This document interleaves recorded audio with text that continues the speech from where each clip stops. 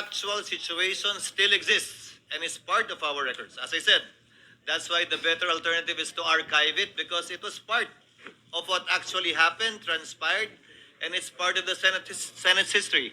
But having said that, without belaboring the point, if agreement cannot be reached, then we can proceed to dispose of the motion of Senator Soto, our distinguished minority floor leader, to lay the motion of Senator Marcoleta on the table, and depending on the outcome of that vote, should it not be favorable to the movant, then we proceed to act on the motion of Senator Marcoleta. If it is favorable to the movant, the distinguished minority floor leader, then there is no need to proceed with the motion of Senator Marcoleta. Senator Lacson.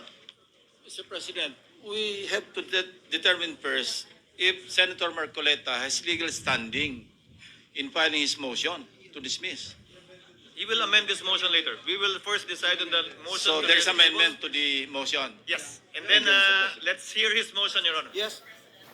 Mr. President, the lady from Antique is seeking the floor. I move that he be Senator she be Legarda is Mr. recognized. But it is your pleasure, ma'am. Thank you, Mr. President. It's been 3 hours and a half with the very enlightening discussions. I just wanted to clarify, and actually, may I convey that there is a sliver of a difference between the two motions, so I wanted to be clarified.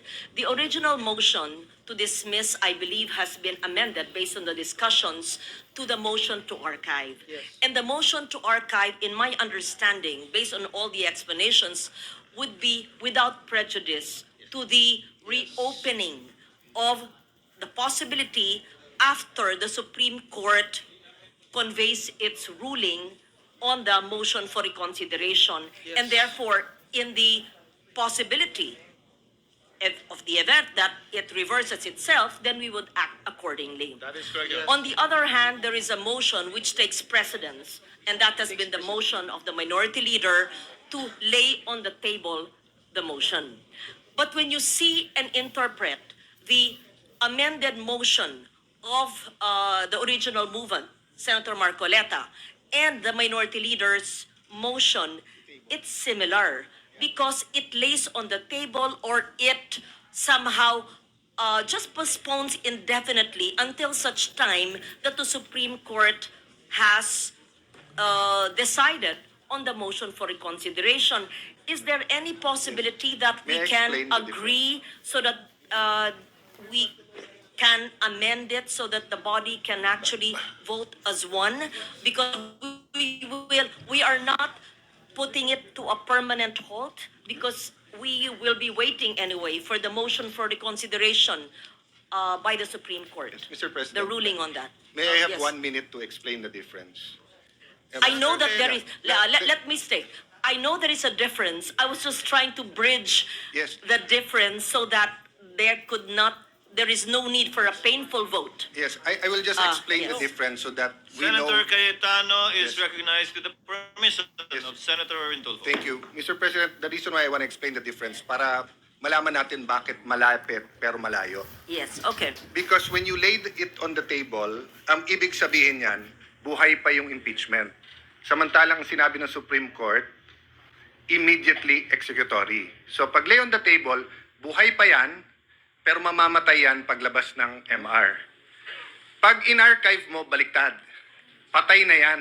Kasi sinabi na ng Supreme Court, immediately executory. Void ab initio. Pero mabubuhay yan pag binuhay ng Supreme Court. Now, ang ibinigay na po ni Senator Marcoleta sa atin, pumayag na siyang tanggalin yung word na dismiss. Because nga, even I question, we're going to dismiss, wala nga jurisdiction. Although there's a Supreme Court ruling saying na pag wala ka na magawa, walang jurisdiction, i-dismiss. So the proposal, which is accepted by Senator Marcoleta, is that we adhere to the decision and then archive it. So ang natural effect nun, sinunod natin yung Supreme Court na immediately executory. Wala tayong, we cannot say na tama to, malito, malito. You only have two choices. Do you follow the Supreme Court or you don't follow? You cannot say tama to, malito. So that's I think that's the level of disagreement. Have a unanimous vote and trying to bridge the two motions which, based on Rule 31, there is actually no motion to archive, but actually every day we archive in our referral. So because of that practice, then that motion is therefore acceptable. Having said that, Mr. President, let me just summarize what we are voting on. We're actually, and I will just say it, the very, very short dispositive portion of the Supreme Court decision. And this is the article, and I quote it, the articles of impeachment are declared barred by Article 11, Section 3, Paragraph 5 of the Constitution. Likewise, they are unconstitutional and are deemed null and void ab initio. Consequently, the Senate did not acquire jurisdiction to constitute itself into an impeachment court, and this decision is immediately executory. I just wanted to summarize what we've been discussing for 3 hours and a half. And while my attempt to bridge the two similarly worded motions did not succeed, then we will therefore have to put it into a vote. Thank you, Mr. Majority Thank you, Leader. Mr. President. Mr. President, I think we heard enough, and I think it's about time that we dispose the motion of our distinguished minority Mr. President. leader to Mr. President. lay this on the table, Mr. President. President, So I parliamentary move inquiry. for the previous Parliamentary motion. inquiry, Mr. President. What Mr. is President, Senator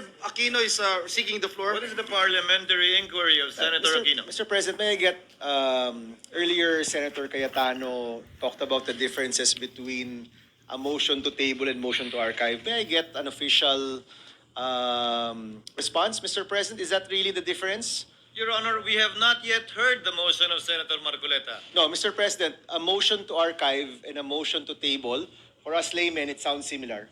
Sa totoo lang, Mr. President. Anong pinagkaiba niya, Mr. President? Senator Aquino, I mean, what Senator Soto, that's why I prefer that we act on the motion. What Senator Soto is seeking to table is not the articles of impeachment nor the impeachment case, but the motion of Senator Marcoleta, which we haven't heard. Okay. So, when we decide on the motion to table, the motion of Senator Marcoleta, not the articles of impeachment. Yes. And the motion to archive are the articles of impeachment, Mr. President. Yes. Yun yung pinagkaiba niya. Yes. Thank you, Mr. President. Senator Soto? My motion to table was to table the motion of Senator Senator Marcoleta. Marcoleta, yes. The That's motion exactly to what I dismiss. said, Your Honor. Yes. Oo. That's exactly what I said. That is That not, the motion to table pertains to the motion of Senator Marcoleta, to dismiss. not Correct. the articles of the new one. impeachment. Not the articles. The motion of Senator Marcoleta, if at all, would pertain to the articles of impeachment and or the impeachment case. And if I may add, Mr. President. Senator Pangilinan? Well, the motion to archive, Senator Pangilinan, we're not yet there. well, okay, the motion to table, the motion, then frees us from the debate of whether or not we have the power as a Senate in plenary to address the impeachment complaint. The chair said that earlier. Yes, and therefore. We will first put Okay. to a vote the motion to table of our distinguished minority floor leader, which under our rules has precedence over the motion of Senator Marcoleta, although made earlier. Depending on the outcome of that vote, then we will act on the motion of Senator Marcoleta accordingly. Senator Estrada. Mr. President, we have been listening to all the manifestations of almost all senators who stood up. Mr. President, it has been 4 hours listening to several manifestations of our colleagues, and it is about time that we decide right away the pending motions before us. Mr. President, the Filipino people are watching. The Filipino people are listening. The Senate has to act, and the Senate has to act decisively. Thank you, Mr. President. Thank you, Mr. President. I move for the previous motion, Mr. President. On the motion of the minority leader, Senator Tito Soto, to lay on the table the motion of Senator Rodante Marcoleta. Is there any objection to the motion of the majority leader for the Senate? What is the pleasure of the minority floor leader? Mr. President, I move for a nominal vote. The chair has every intention of doing that, Your Honor. There is a motion to vote on the motion of Senator Soto to lay on the table the motion of Senator Marcoleta pertaining to the articles of impeachment vis-a-vis and in light of the Supreme Court decision of July 25, 2025.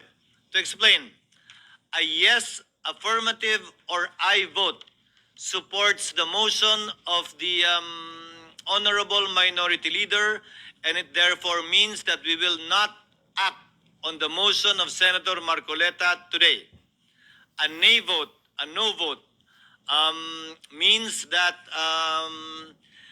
the motion of Senator Marcoleta will not be laid on the table and that we will act and vote upon it today. Senator Lacson?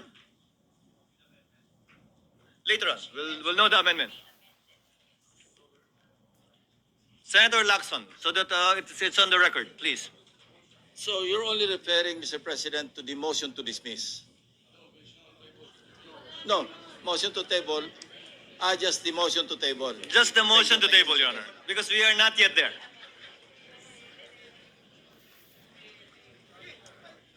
There being no objection, the motion is of the... Yes, Senator Zubiri.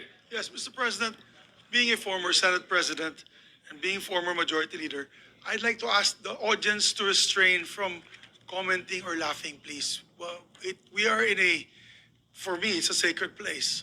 It is the august chamber of the Senate that they have decorum. May we ask for decorum from those who are watching within the plenary, Mr. President. Actually, they have been silent for the past 3.5 hours. Chair would like to remind the people in the gallery to kindly respect the processes and procedures of the Senate and to avoid any claps, any jeering or comments so that we can proceed with roll call vote. Yes, with due respect, because I heard a lot of laughing after the poor gentleman from our good friend, Senator Lacson, asked only for a clarification of the vote that will happen in a few seconds. The Sergeant at Arms is so just directed. proper decorum, because this is a very important vote, and it's a very serious vote that will be taking place. Thank you. The Sergeant at Arms is so directed to kindly maintain order in the gallery. Acting now on the motion of the Majority Leader for us to divide the House and vote on the motion to lay on the table, Secretary is directed to call the roll for nominal voting. Roll call vote. The Honorable Senator Aquino. Senator Cayetano Alan. Senator Cayetano Pia. Senator De La Rosa. Senator Ejercito. Senator Estrada. Senator Gatchalian. Senator Go. Senator Antiveros. Senator Lacson. Senator Lapid. Senator Legarda. Senator Marcoleta. Senator Marcos. Senator Padilla. Senator Pangilinan. Senator Soto. May I register my vote, Mr. President? The Minority Leader may proceed. Thank you. Mr. President, the Supreme Court decision is now pending appeal. It is prudent to wait for the results rather than prematurely archiving, if not dismissing, because I know for a fact, once it is archived, it is dead. So what happens if the Supreme Court reverses itself? Clear and blatant errors are present in the ruling of the Supreme Court. First, they misunderstood the legislative process in assuming that the 19th Congress adjourned sine die in February 5. Grave error.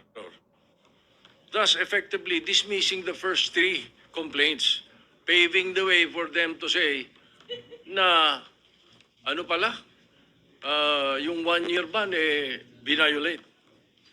The archiving of the three complaints were done after the initiation of the fourth complaint. The 1-year ban did not set in.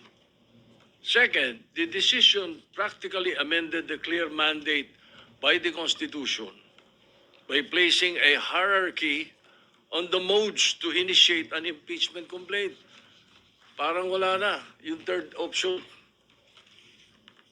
Third, the Supreme Court retroactively applied the new definition to the present case in the violation of the doctrine of operative facts, thus voiding as well the impeachment proceedings of former President Estrada and Chief Justice Corona.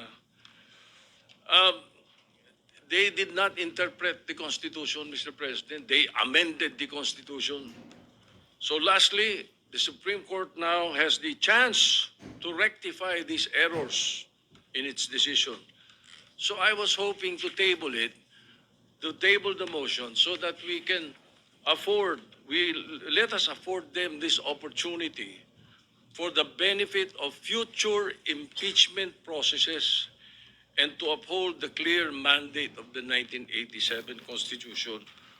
All we needed to do was wait a little. And so I will have to register a yes vote. I know it will be a vote in the minority, but I have always voted in the minority in many issues in the Senate since 1992 up to the present. Always prayed I was wrong. Unfortunately, I was always right. My God, have mercy on your decision. I vote yes. Noted. Secretary will please continue. Senator Tulfo Erwin, Senator Tulfo Rafi, Senator Villanueva, Senator Villar Camil, Senator Villar Mart, Senator Zubiri, Senate President Escudero. No.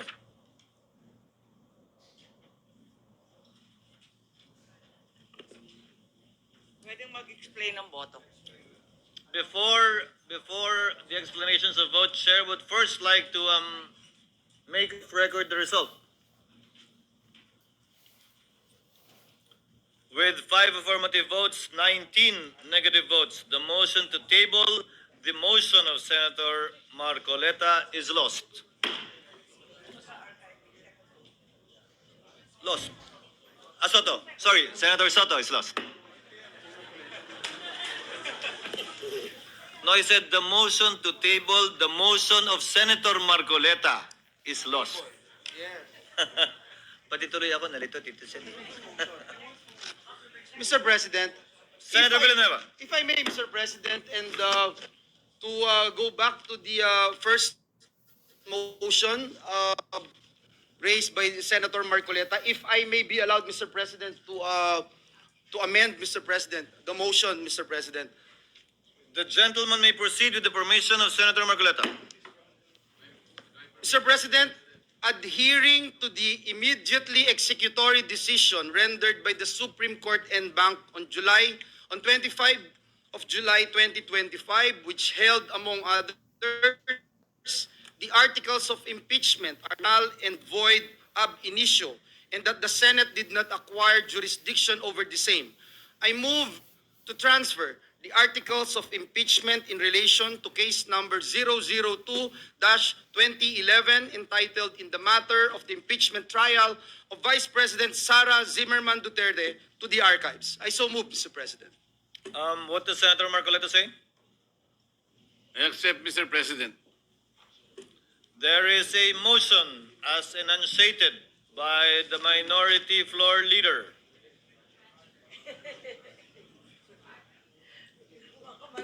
What is the pleasure of Senator Zubiri? Yes, thank you, Mr. President. Mr. President, instead of a manifest our votes with a short manifestation, Mr. President, each and every one of us. This, Yeah, through nominal voting, Mr. President, with the permission of the body, of course. no, I think, Senator Soto, the motion of Senator Zubiri is to conduct nominal voting and allow the members to explain their votes after casting their vote, not after everyone has voted. I think that is the tenor of the motion of Senator Zubiri. Correct. Ang binobotohan muna natin, amendment mo eh, di ba? Uh, Tinanggap niya. Hindi, yung motion na. Tinanggap niya. So, Mr. President, the majority leader, Senator Marcoleta accepted the amendment of the majority leader. So, what are we voting on now? May we now The motion hear- as amended Yes, by a motion Senator as- Villanueva. May we hear the motion as amended, please? May the gentleman, Yes. the distinguished majority leader, Yes, kindly Mr. state President. once again for the record and benefit of our colleagues, the motion as duly accepted by Senator Marcoleta. Thank you, Mr. President. Adhering to the immediately executory decision rendered by the Supreme Court en banc on 25th July 2025, which held, among others, that the articles of impeachment are null and void ab initio and that the Senate did not acquire jurisdiction over the same, I move to transfer the articles of impeachment in relation to case number 002-2011 entitled In the Matter of the Impeachment Trial of Vice President Sara Zimmerman Duterte to the archives. I so move, Mr. President. May we register, would anyone from the minority or those opposing the motion would like to make of record their objection before so that we can divide the House? Yes, Mr. President, Yes, I please. object and Thank you. ask for a nominal vote. Thank you. With the understanding, Senator Soto, that it is in accordance with the request of Senator Zubiri, that upon the name is called, the explanation of vote may be made, should they so desire. There is a motion duly objected to, as stated by the Minority Floor Leader, to place into the to transfer to the archives the impeachment articles of impeachment in relation to the impeachment complaint against Vice President Sara Duterte. Secretary is directed to call the roll and proceed to nominal voting. Roll call vote. The Honorable Senator Aquino. Senator Cayetano Alan. Sir President, sabi po ng preamble ng Philippine Constitution, we, the sovereign Filipino people, imploring the aid of Almighty God in order to build a just and humane society and establish a government that shall embody our ideals and aspirations, promote the common good, conserve and develop our patrimony, and secure to ourselves and our posterity the blessing of independence and democracy under the rule of law, a regime of truth, justice, freedom, love, equality, peace, do ordain and promulgate this Constitution. Nanumpa po tayo na susundin natin tong Constitution na to. Madali pong sumumpa, mahirap to pa rin. Madali pong sumumpa na susundin kung naniniwala tayo sa desisyon. Paano kung hindi tayo naniniwala sa desisyon? Paano kung ang tinatanggal ngayong hapon na to ay si President Marcos at ayaw kong maging presidente si Vice President Sara Duterte? Will I have the courage to follow the same decision? That is the test I apply to myself today. Tinignan ko po ang Supreme Court decision, solid po. Hindi nito inaalis ang kapangyarihan sa House to initiate impeachment. February 6 po, sigurado yan. In fact, before February 6, may quadcom na, magiging glorieta na yan soon. Tuloy-tuloy po yan, yung mga investigasyon na yon, kasi ganun ang politika sa Pilipinas. I hope yung sa baha, investigahan din. I hope yung sa corruption, sa smuggling, sa karami-rami nating utang, not only this administration, last administration, 10 administrations. We in this room are all for accountability, but tama yung Supreme Court sa tamang panahon, tamang proseso. Jeremiah 29:11 tells us, "For I know the plans I have for you, plans to prosper you and not to harm you, plans to give you hope and a future." Plano ng Diyos, pagpalain tayo. Pero plano ng Diyos, durugin tayo. So, I remember this episode, I think it was in Twilight Zone, and it was also many, many times portrayed on television. What if nakilala mo si Hitler when he was 6 years old or when he was a baby, papatayin mo ba siya?